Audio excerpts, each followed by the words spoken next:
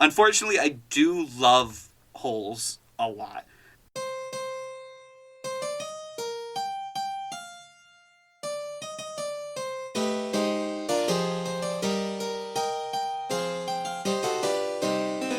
Welcome to Bible Boys, a podcast where two ex-evangelical siblings and an ex-Catholic non-sibling watch Christian media and either praise or condemn it. I'm Aaron. I'm Josh. And I'm Michael. This week, we talk angels, demons, and anti-heroes in the 2005 film Constantine. Before we answer the question, what did Keanu Reeves do after The Matrix? Please be sure to rate and review us on Apple Podcasts, like and comment on our video, and follow us on Twitter at The Bible Boys. Pew, pew, pew, pew, pew, pew, pew. Sorry, guys, I'm shooting the demons that normally fuck up our audio real quick with my cross shotgun, because that's apparently how we get rid of them.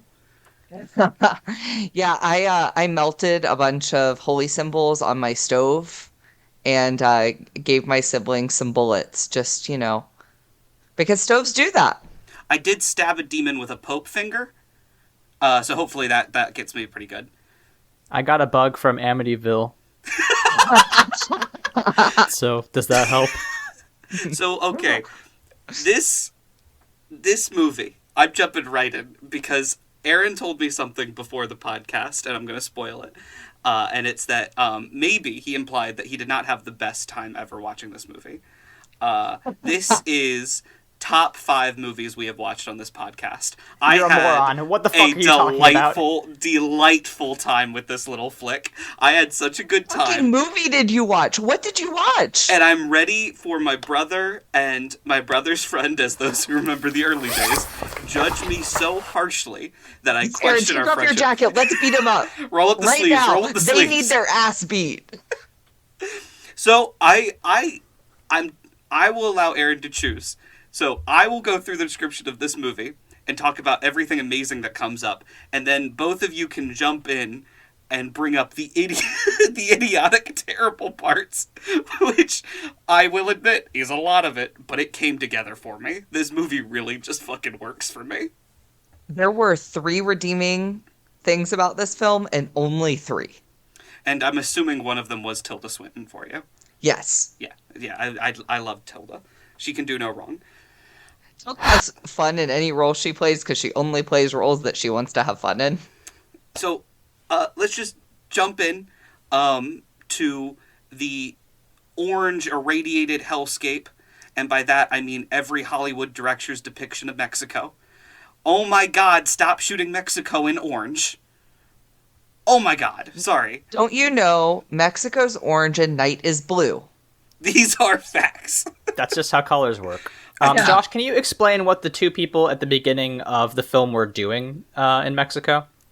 I have absolutely no idea other than looking through a ruined church, and then they pull up one of them pulls out a Nazi flag, and then wrapped around a box, or wrapped around the actual item, and then pulls out a spearhead.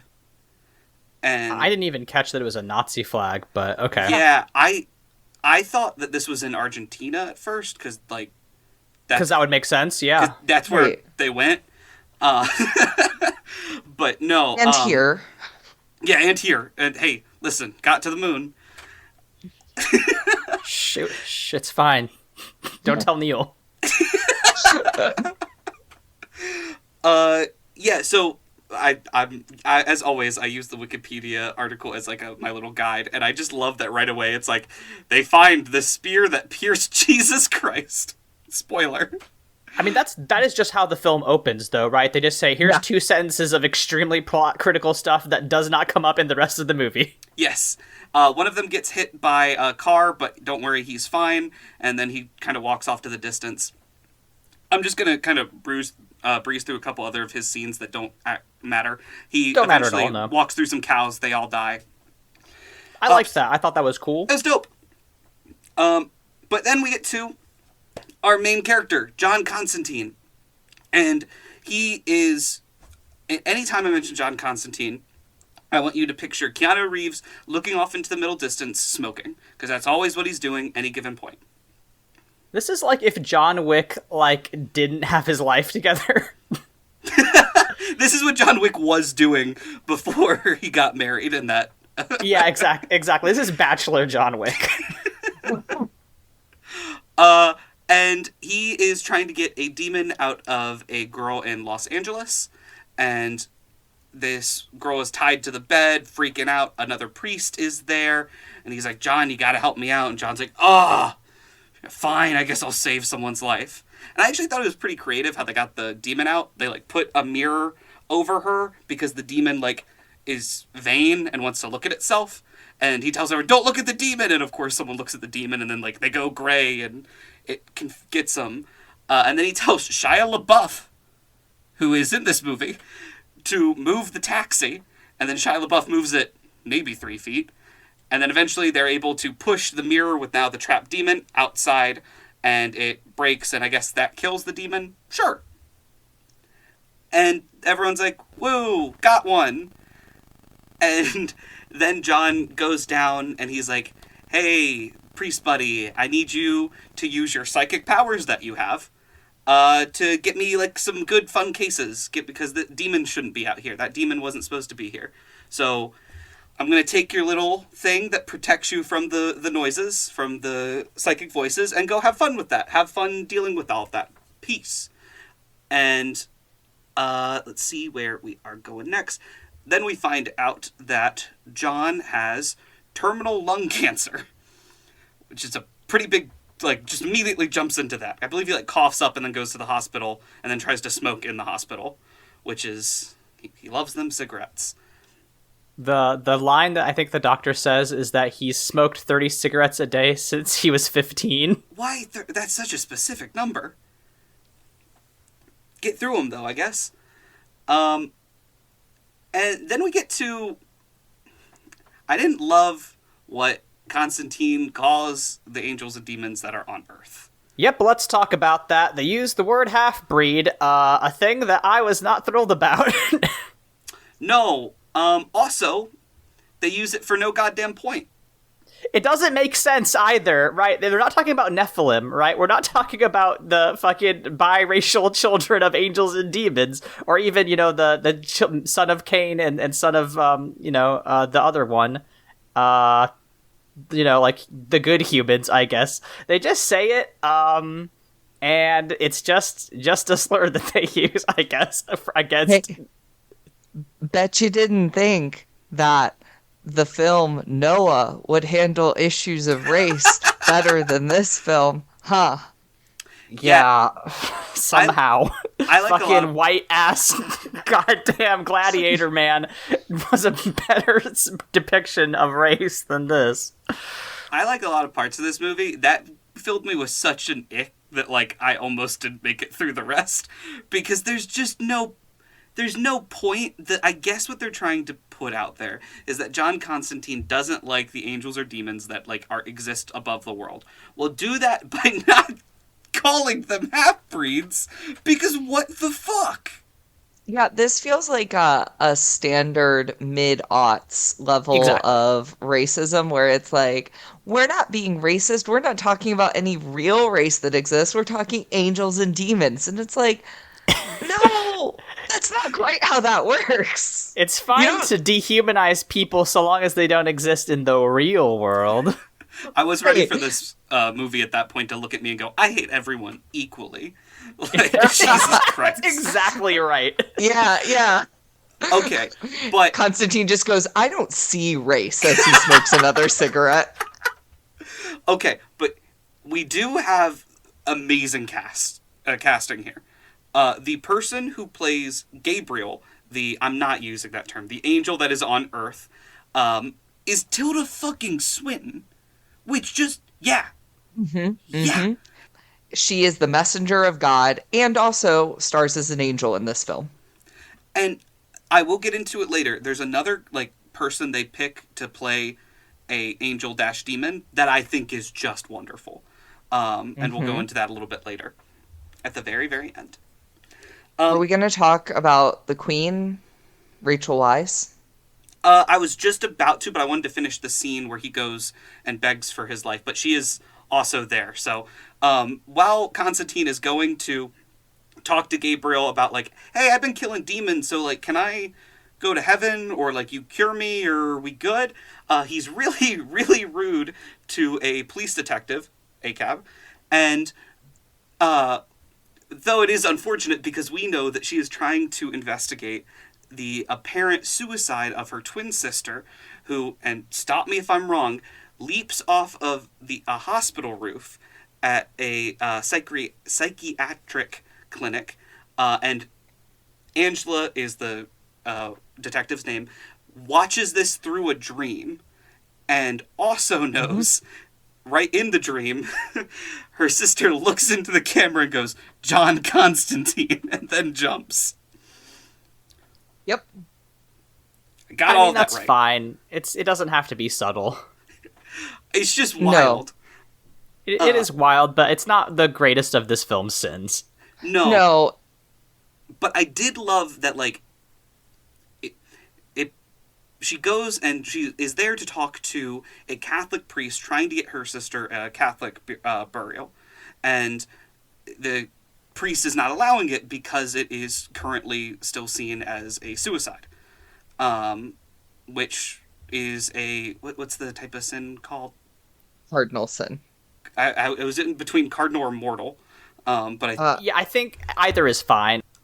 If you're like, man, it's kind of weird that this movie is talking about, like, suicide and that sending you to hell right away. That's kind of strange. Buckle up. Just, I'm going to put a couple content warnings. We do talk about suicide a lot with this movie, just because it is a massive component to the plot. So if that's something you don't want to listen to, listen to, what's a good one? Silence. Go listen to Silence. Oh, the one about torture? Good point. Wow, man. Go listen to the one where Nero raps. Go find it. That one's great. Go listen to Yes, God, Yes. Just like all of our tweets on Twitter. Anyway, so they both go into the same location, Detective Dodson and Constantine. And Constantine's rude. Constantine goes to talk to Gabriel. Gabriel's like, actually, you're not going to heaven. Fuck you. Die about it. And he's like, well, that wasn't nice. Fuck. And at the same time, Angela Dodson is hearing from the priest, sorry, can't help you. Tough luck. And she's like, she was a devout Catholic. She wouldn't have done this. Out of luck, you gotta leave. And we get a very fun fight scene. I really enjoyed this. Constantine goes out to smoke more, because that will help. And then he sees all kinds of weird little critters, including a crab. The crab was my favorite part. The crab should be everyone's favorite part.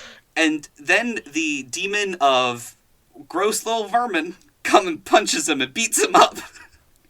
And the fight scene concludes with Constantine, like, they're fighting in the road, and then he gets squashed by, like, a big 18-wheeler, and then Constantine just kicks the shit out of the crab, which is awesome. Now, here's part of the reason, I'm going to go on a quick tangent, why I enjoy this movie. Because I enjoy Constantine as a character. I've enjoyed him in other DC properties. Mostly because he's a dude that's not that strong that has to solve everything through weird little things. I like it when the hero has to solve problems using the tools they have, like Beetles from Amityville. Which, if you shake up... That was a reference Aaron made because someone brought Constantine a box with Amityville beetle in it that if you shake, the demons just hate it. I want to stress the person that gave him that beetle is named B-Man. Yes. He's basically Constantine's Q. He gives him all sorts of cool gadgets. But his name very much is B-Man, and he dies in a bug-related way later on in the film. So He also gives him a holy flamethrower. Yeah. Dragon's breath. Yeah, that's very cool. So just, you gotta know that. But that's what I liked about it, because you just got Keanu Reeves trying to solve demon problems. It's a lot of fun. And after that, Constantine's like, okay, demons should not be running around like this. So I'm going to go and talk to a witch doctor who, Papa Midnight, and try to get some stuff figured out. Maybe he can help me from dying. And we're going to go from there. flash cut to Father Hennessy, was the priest that we were talking about before, who can read minds, and he is trying to find a case, trying to figure stuff out for Constantine, and he is led to the death of Angela Dodson's sister, and eventually he sneaks into the morgue and discovers that there is a connection, and that there's also a connection to a demon named Balthazar, not super important, and that concludes with the demon tricking him into drinking himself to death, because Hennessy had spoken before that alcohol was one of the ways to block out the voices. So when all the voices were infuriating him, he ran into a bar and drank all of it. Aaron, you look stressed. It just occurred to me that the alcoholics priest's name is Hennessy. Yes, sir. Yep. Okay. You get it? Because that's alcohol drink. Yeah. Mm-hmm. Wait until my not-so-fun facts where I tell you how Hennessy died in the comics. Oh, good. But, so there's a wild thing about Hennessy's death, because this happens while Constantine is explaining to Angela that there are angels and demons in the world. And they show Balthazar, the demon, mwahaha, I'm killing a man with alcohol. And then the shop owner is an angel who just walks up to Hennessy there. Ah, he's dead. Shit. Got him. Darned it. Hennessy's able to jab a symbol into his wrist or arm that is the next puzzle piece. Back to Constantine going in to visit Papa Midnight. They have this way that only psychics are allowed to show up. So the bouncer will show the back of a card, and you're supposed to say what's on the other side. And Shia LaBeouf is I'm going to get in there, I'm going to hang out, I'm going to go meet all the psychics. And then Constantine walks in and immediately names the card. And then Shia LaBeouf can't and kind of gets tossed out. Shia LaBeouf's character, what did you guys think of him through this? I enjoyed his presence. So he exists to be fridged. That's how his character arc gets completed. Yes. So I don't know. I thought it was unnecessary. I was refreshed that the character fridged was a white, cis, heterosexual male. Here's the thing. I feel like Shia LaBeouf works really well as a buddy sidekick. Anything I've seen where he's the extra buddy, it's worked well, minus the last Indiana Jones. And anytime that he is the forward-facing star, I'm I don't know. So this really worked for me. I'm sorry, what about the hit film Holes? See, I was going to go with Transformers, but I think Michael's got me. Unfortunately, I do love Holes a lot. Yes, so Constantine goes and meets a witch doctor named Papa Midnight, and the whole deal in that bar is that angels and demons just get to hang out and have a good time, and who cares? And do you love how they were we just have to cross the political divides and really meet in the middle, and we have to learn to live with each other because both sides are functionally the same. And these radical angels keep keep ripping with their flaming swords and their unwillingness to have a good faith conversation with demons. Why can't angels and demons just get along and solve the universe's problems? That's why here at Papa Midnight's Bar, we endorse a strong policy of centrism. We'll take no sides on the demon-angel war. Fun fact, the protagonist of this film is secretly Joe Manchin. Oh my god, Constantine is an enlightened centrist. Oh my god. Oh, Michael might have ruined this movie for me. Okay, so I get the purpose of this bar and Papa Midnight as a character. He owns the chair of infinite knowledge, and Constantine really wants to... That's not the name of it, but that's what it's used for. And that's what Constantine is trying to get, and then Papa Midnight kicks him out. And you're just supposed to see that, he's no, the balance. We got to keep the balance. And meanwhile, Constantine's there are demons, literally storming the Capitol. I don't know what you want, man. I mean, Midnight is also, like, immediately prior to this, like, he's like, I have a meeting with Balthazar, like, right now, if you could leave. I don't think Mr. Midnight is as neutral as he thinks. No! Oh my god. Okay, so the next thing that I think is super important is Angela goes to try to, like, get more answers from Constantine, and we get more of Constantine just being a jackass, him not wanting to help her, and I can't remember, what's the final thing that makes him twist on it? I can't remember what the final... They go to hell. No. What made him help her? I can't remember what that finally was. I think they just go to hell, and then he realizes that angels and demons are real, and, like, her sister has a connection, right? Because he gives her the hospital bracelet. She leaves his apartment, and then he runs on out. Oh, and then he's like, hey, wait, they're not trying to track me. They're trying to track you. And then they get attacked by a bunch of demons, and he uses the flamethrower. Yeah, so, okay. So I didn't... while they're in the apartment, the trip to hell, I want to talk about that for a little bit. So how he does that is he sticks... you gotta leave the room completely. He holds a cat, and he sticks his...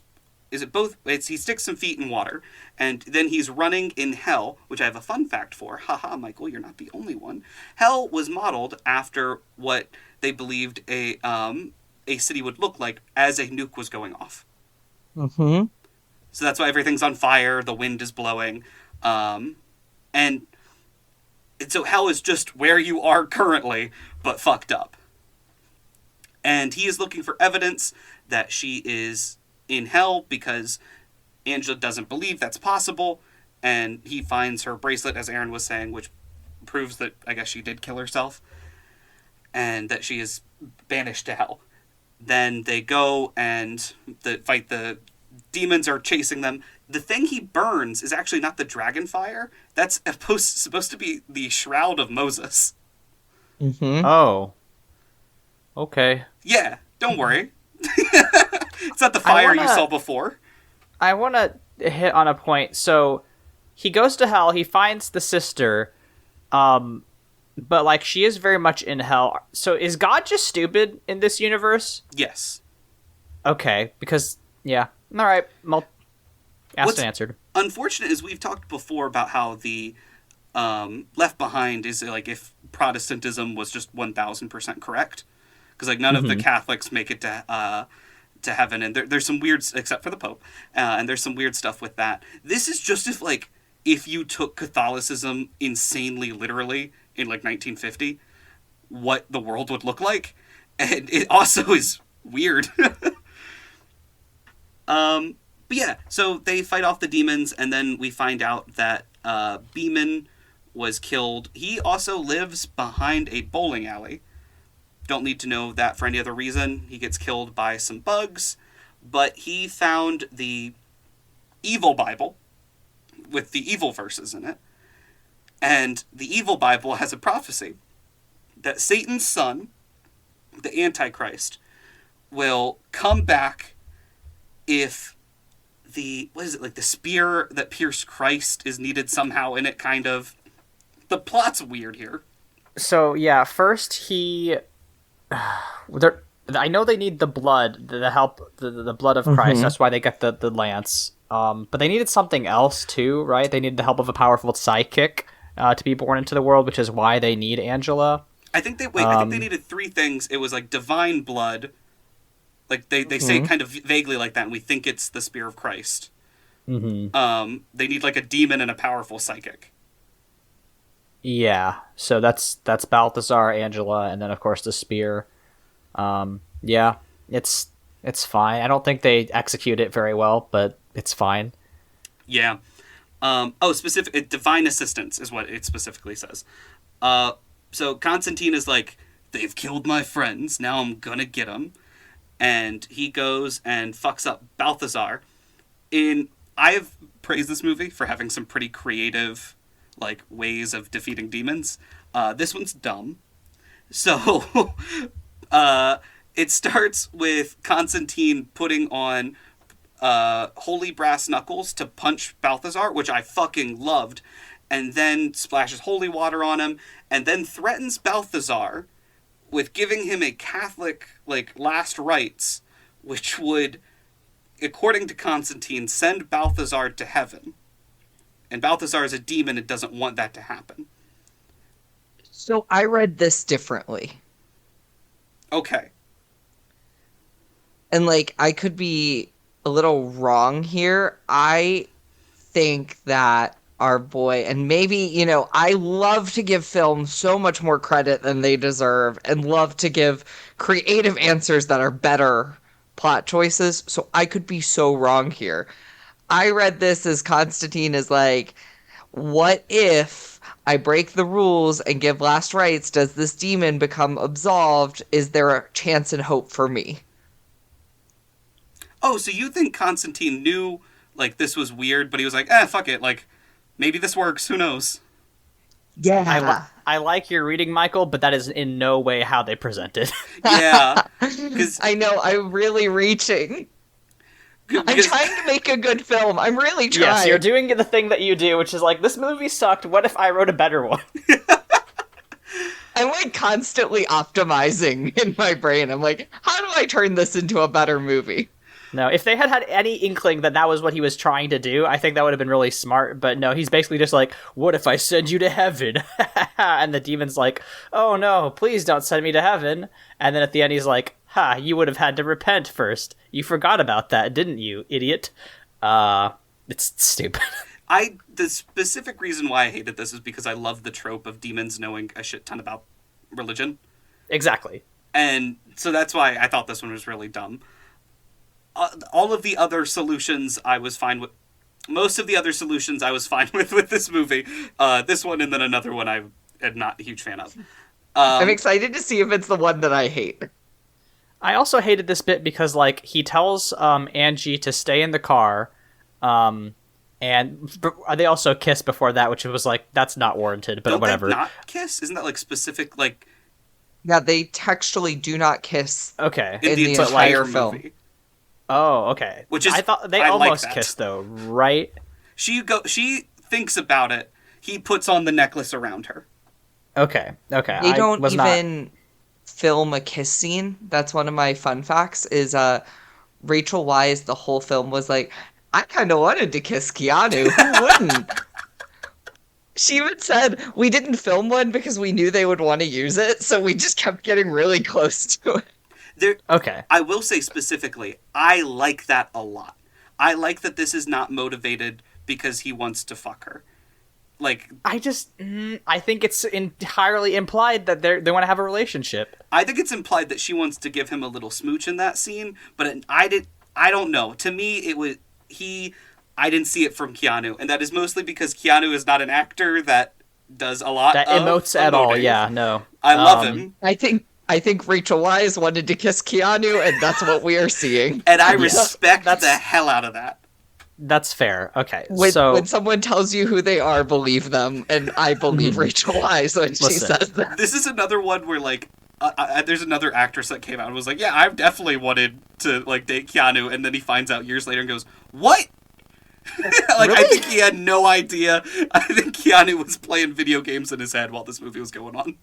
Yes, 100%. But, like, afterwards, like, he's like, stay in the car. And, like, I was gonna be like, oh, okay, because she's like, no, I'm not gonna stay in the car. And she comes up, and I was like, oh, okay, good. They're giving her some agency. A lot of films wouldn't do that, especially at this time.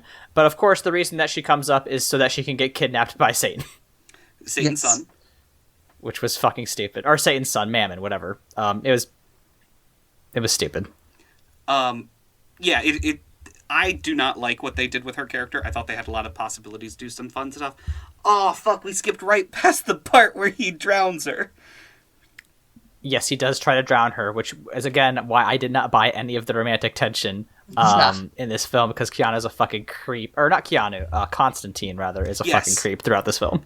Because I guess you have to kind of drown to go to hell. She visits hell, and she becomes more powerful as a psychic. You have to have a near-death experience, because trauma is the only way you get your superpowers in DC. Yeah, DC do love that.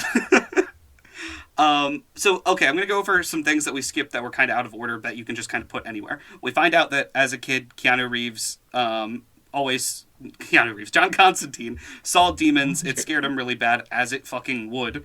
And he attempted suicide and died for a couple minutes and went to hell. And because of that mortal sin, no matter what he does in life, he can't come back from it. Fucked. And I don't, like, that can't be what any Catholic believes, right? That if you do if you try to complete suicide and you fail, that you're still going to hell anyway? Yeah, that can't be a thing, right? Well, the thing about suicide is that in theory it is final, right? So you never have a chance to repent. Okay. So, like, if you can repent, then it's like, oh, great. It's good. Yeah, no. If the theology of this film is fucking stupid all the way through, even as somebody who, is highly critical of the Catholic theology. My understanding, too, is that they, like, basically you're kind of graded on a curve. Like, if there's any thought that, like, mental illness is so powerful that it impacts your decision making, and that's what causes it, then you're fine. Basically, like, they're leaving that loophole in so Judas can still go to hell, and that anyone else who has ever committed suicide in the history of humanity could go to heaven, theoretically. Yes. I give Catholicism a lot of shit, partially because of my upbringing, partially because of I don't like it. But I will say it is a lot better about a lot of things than Protestantism, and one of which being that there are a couple loopholes. I didn't believe that this movie gave an accurate portrayal of what Catholicism was. All the demons and stuff was pretty accurate, though. Oh yeah, bug demons. Setting the Shroud of Moses on fire. Yeah, the Pope's got that on lock. That's what you don't. They don't tell you about the assassination of John Paul II. Is that guy did get set on fire when he tried to shoot JP? That's what happens. Oh my god, I would love us to sit down for 4 hours listing biblical artifacts and what we think this universe would make them do. Oh no. There's a splinter of Moses' staff. It turns water into blood. It turns into a very little snake. A little baby snake. Oh god, that's funny. So Constantine is like, all right, I'm breaking in to Papa Midnight's place, beats up the bouncer. Little tidbit, the bouncer holds up a card, and John Constantine guesses it right, and the bouncer goes, no!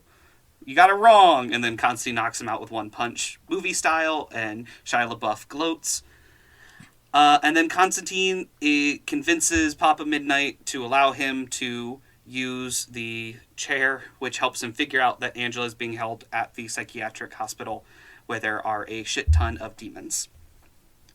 And then we find out Shia LaBeouf, in that taxi, has been reading about demon lore. And he's like, yeah, we just got to use this and we'll make holy water, and then we melt this down and make bullets. And this is where I don't know where my brother and Aaron are on the cross shotgun. I like it. It was fine in Van Helsing too. My favorite brand of Christianity, right below God being a little scamp, and right above demons knowing a shit ton about the Bible, is Bible lore being metal as hell. And this has a lot of that, which includes John Constantine going into the psychiatric hospital. They turn on the fire alarm, which has now been converted into holy water, rains down on the demons, and then he just starts shooting them. That action sequence is awesome. This is Keanu at his best. This is Matrix-esque. He's great at these roles of really good action sequences that include so many, like, really well-timed martial arts sequences.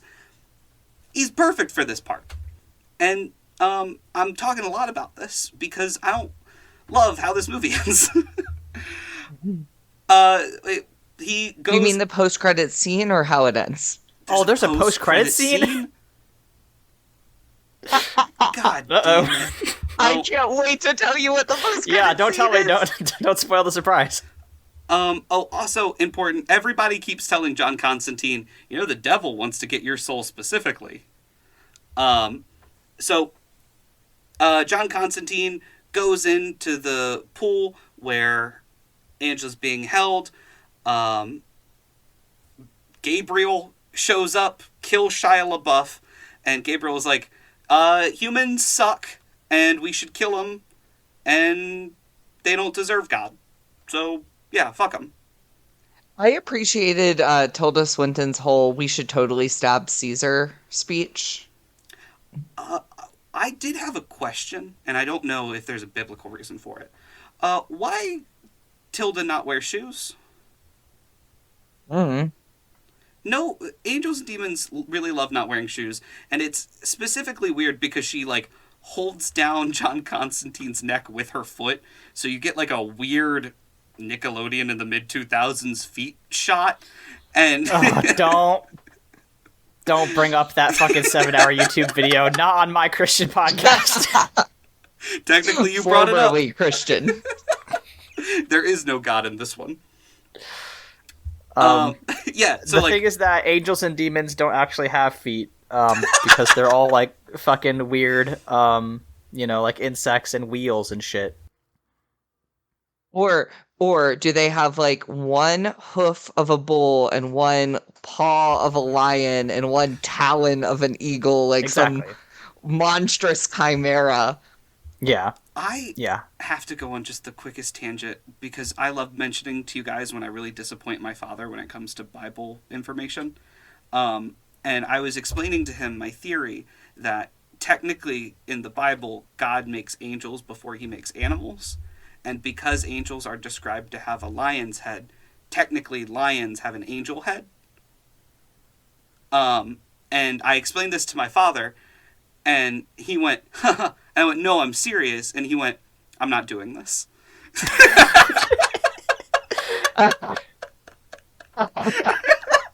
Your dad is a wise man.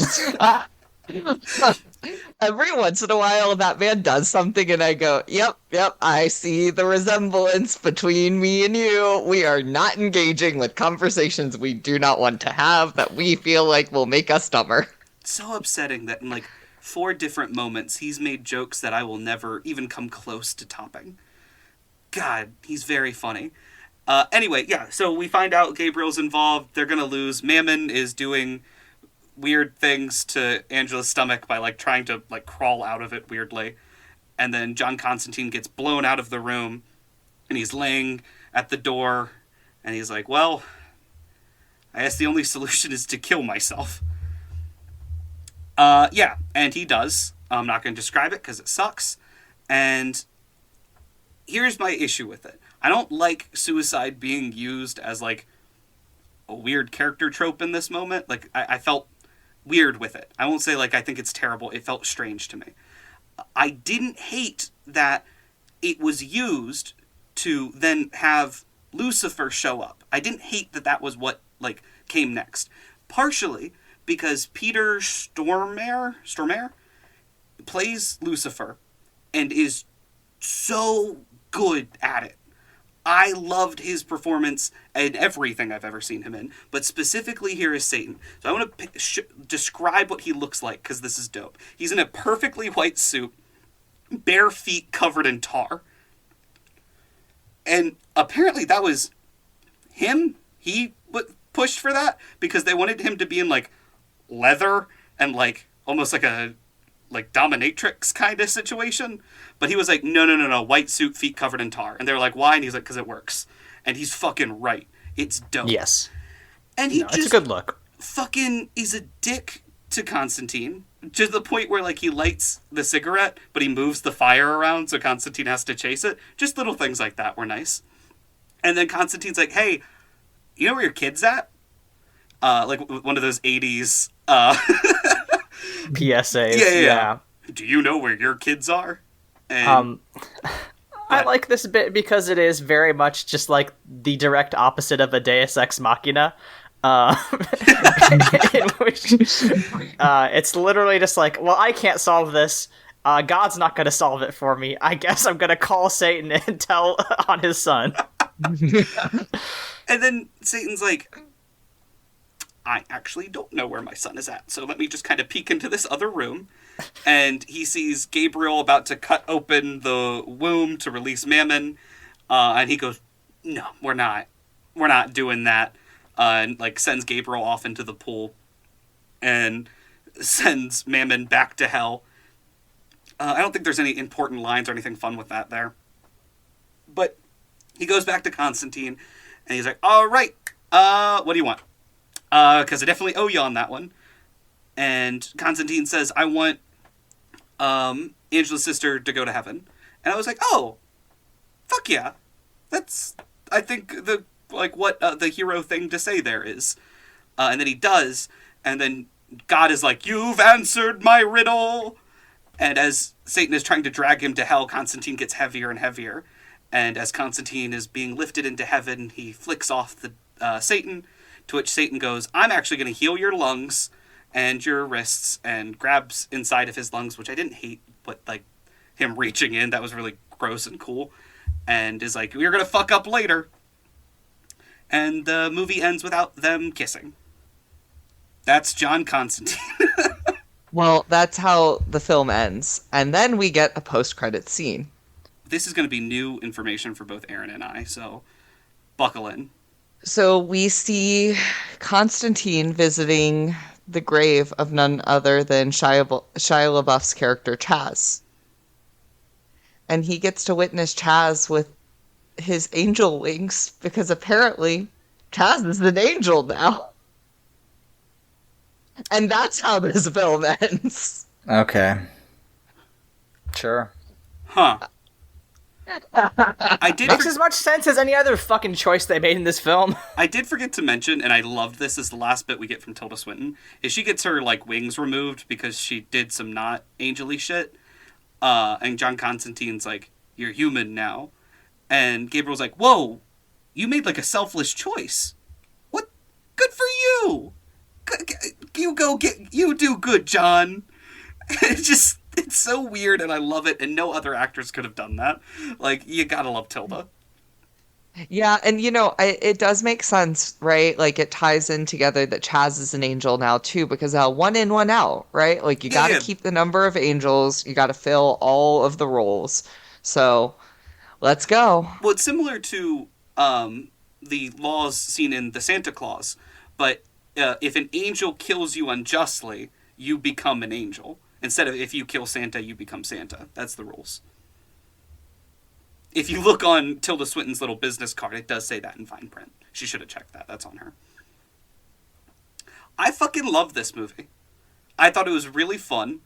There's some huge, glaring issues with it. But the parts that work really well for me. I think that's a really good and healthy place to come down on this movie. Right? Because, like, ultimately, right, if this movie accomplished what you wanted it to accomplish, then you had a good experience, and I'm glad for you. Unfortunately for me, it just wasn't as fun. I thought that some of the character choices and plot choices were really bad, and it just didn't hit. Yeah, I have to side closer to Aaron on it. I don't feel like it ever lived up to its potential. I feel like I got very excited about the paths it could go. I watch anything from the aughts how I watch anything from the 70s. I do. Yeah, I expect it to be like arresting in how dated it is. In fact, I expect it to be worse, because I think that culture in the aughts was like, we did it. We solved it. We don't have to worry about it anymore with everything, right? Like racism, sexism, homophobia, you name it. They were like, mission accomplished, quite literally, we did it. And this film had those moments, but those weren't the only things that I didn't like. I have to quote my man Roger Ebert here, that called the description of hell, quote, "a post-nuclear Los Angeles created by animators with a hangover." And he actually listed this as one of his like least favorite films that he's ever reviewed. It's on his list of most hated. films as of 2013. So this has some quite wild movies on here, including Spice World, Dukes of Hazzard, Catwoman, which I disagree with him on. I think everyone gets one movie to enjoy that Robert Ebert thinks is an absolute piece of shit. I don't even like Robert Ebert that much, but like I think we all get one on that list that we go, this one's actually mine though. I mean, like, I think that he got some things wrong. I just think it's funny that this man had such a hate hard on for this film. Like, he really, really hated it. But no, like, I do kind of, I thought the hell thing was kind of lame. I thought the visuals also never really lived up to what they could be. Like, this was truly like the era where also Hollywood was like, we have figured out CGI and technology is future proof. It's never getting better. So we're going to stuff every film to the brim with it. And all of it aged like leather left out in the Arizona sun. Like, it just really, really, really has wilted. And, you know, I actually think this is maybe my hottest hot take. I think if this film was made today, it would probably be a great movie. I think, and this is something that, weirdly enough, Keanu Reeves has said before, this is one of the few franchises he wants to go back to. But it will just never, ever. I don't think this will ever happen.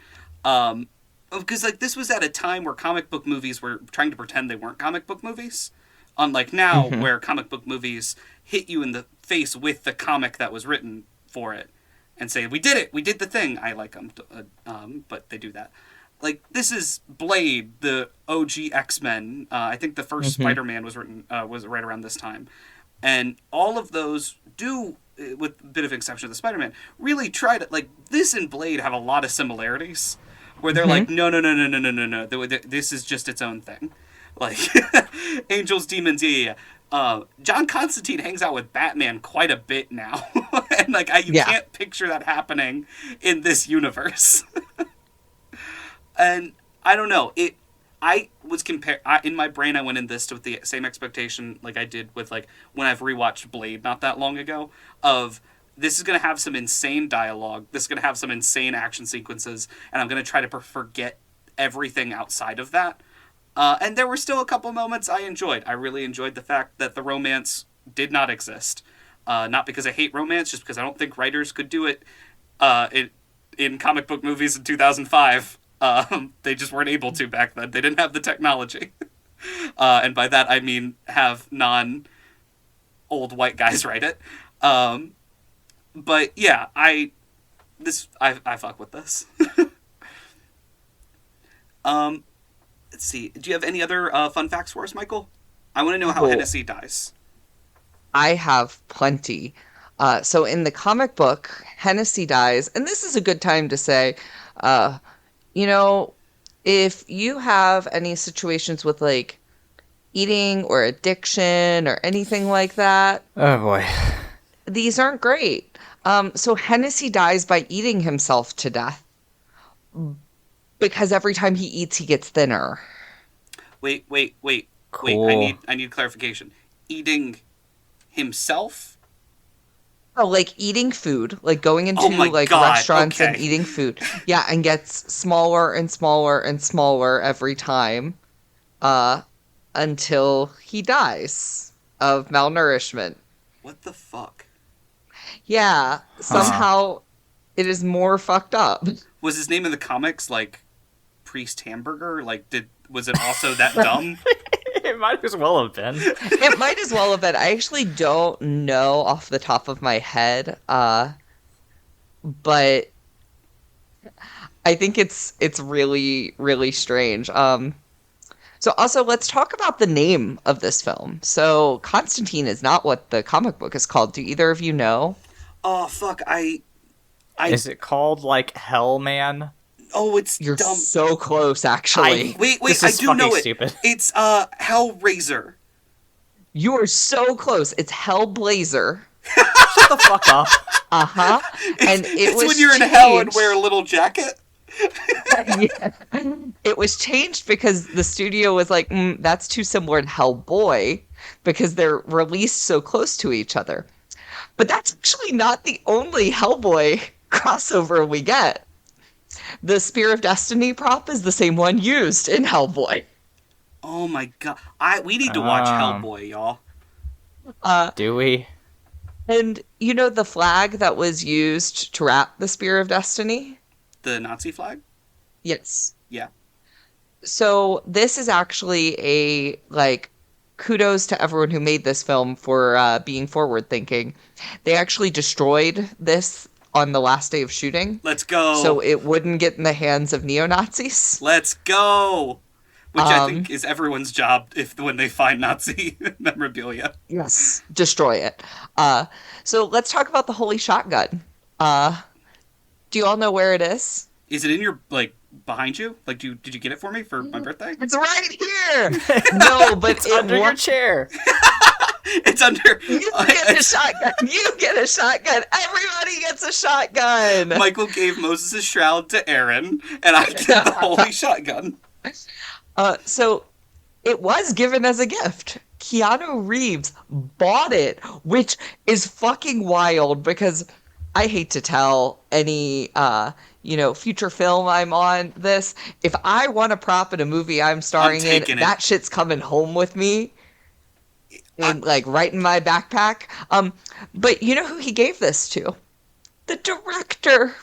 Oh, that's actually really nice. That's really cute. I bet the So wholesome. I bet the director was like, why didn't you just steal this? Why do you, how much money did you spend on this? Chris Hemsworth has 19 Thor hammers. They keep having to make them because he keeps taking them. It's a good grift. Do you have any guesses what the quote unquote holy hand grenades were made out of? Oh. Baby oil? It's better and worse. Lube? Oh, it's gonna be lube. No, they're just Christmas ornaments filled with water. Yes. Okay, that's actually great. Dope. Kevin McAllister. Really, really so true.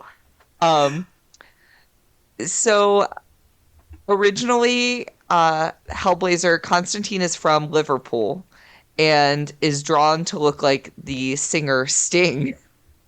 Which is so fucking funny. And I don't know if you're going to go into this, Michael, but this is another one of those Alan Moore comic books. So, yes. He hates that this movie exists, as he does with all movies based off of any comic book he's ever written, like Watchmen, all that good stuff.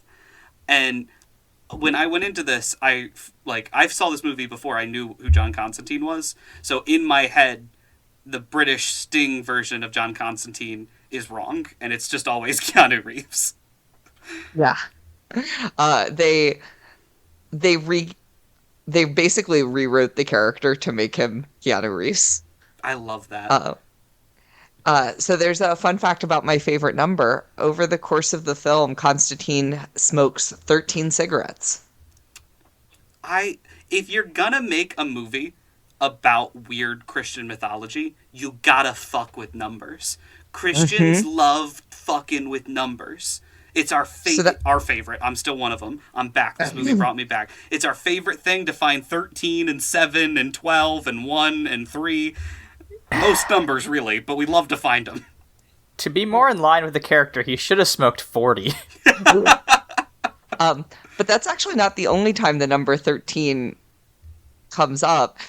I feel like this is some Swiftie shit here, because Isabel stays in the room 427 in the hospital. And when you add 4 plus 2 plus 7, you get 13. Holy shit, Taylor Swift's new album is going to be on Constantine too. Coming out on 427. Wait. Some more fun number things. So in a local premiere in Norway, the film had 666 attendees. On purpose? I don't think so, which makes it even better. Oh, that's fun. On Isabel's toe tag, there's the number 616, which is one of the arguments of what the actual Book of Revelation number of the beast is. We also have the original script had hell described as way cooler. It was a black void with a floor covered in oil, which I think would have made Lucifer's design even cooler. But, you know, can't win them all. So Shia LaBeouf got a interesting letter of recommendation for getting cast in this film. He was recommended by none other than Will Smith because they had worked together in iRobot. Was Shia LaBeouf in iRobot? Evidently. I genuinely do not. iRobot is like a fever dream in my memory, in the same way of like Little Shop of Horrors, where I think every scene I know is a lie that my brain created to like protect me from something. Yeah, I really think it's not a film I've ever watched, to be totally honest with you. Oh man, that's wild. There's also a very 2005 reference in this film. So when the man holding the Spear of Destiny walks by a billboard, there's a background shot that says "Got Faith." Yes, I saw that. Yeah, which is like the got milk of the aughts, which is just so strange.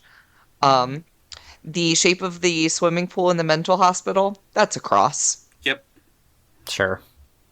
Oh, now we have to talk about the three futures that could have happened. Ooh. There are three people, two of which have been in the Bible Boys extended universe, that were originally considered to star as John Constantine, and one of them was even hired. I want to give each of you a guess at one of the three. I think I've got it, so much so that I think I've just got the answer. Okay. I think... go ahead, Aaron. Yeah, I'll guess first. I think Liam Neeson. I think Mel Gibson.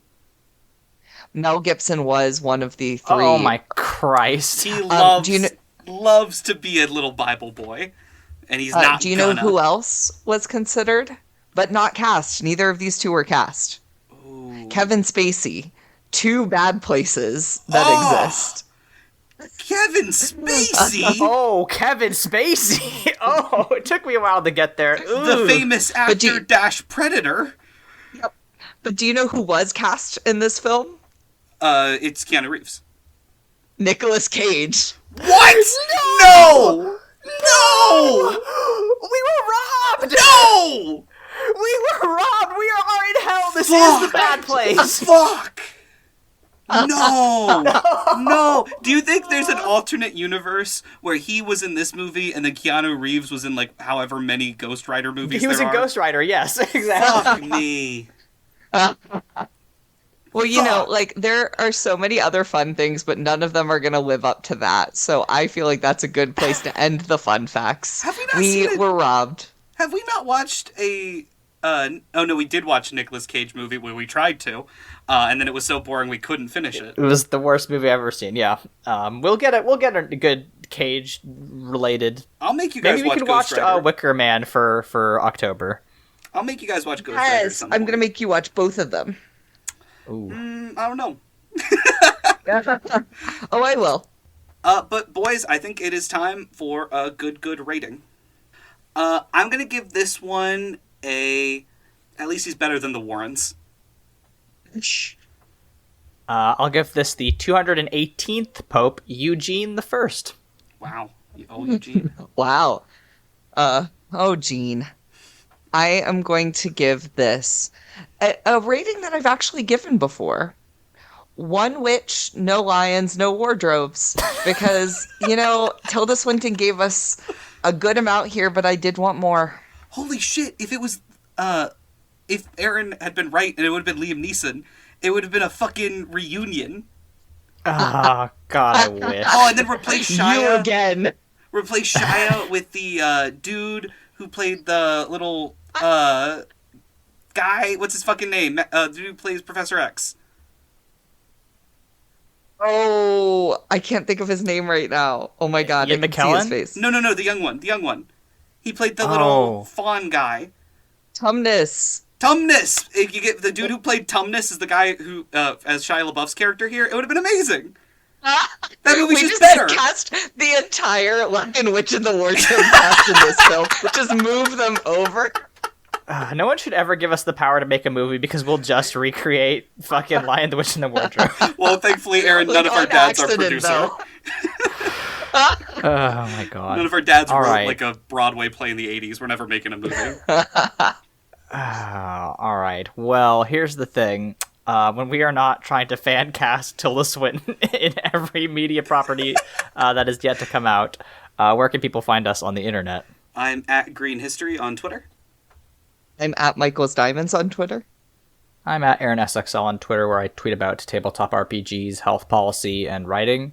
Hopefully, the day that this episode goes out, I'll have an episode or a YouTube video out on Galactic 2E, a Star Wars tabletop game by Riley Rethel. I'm very excited about.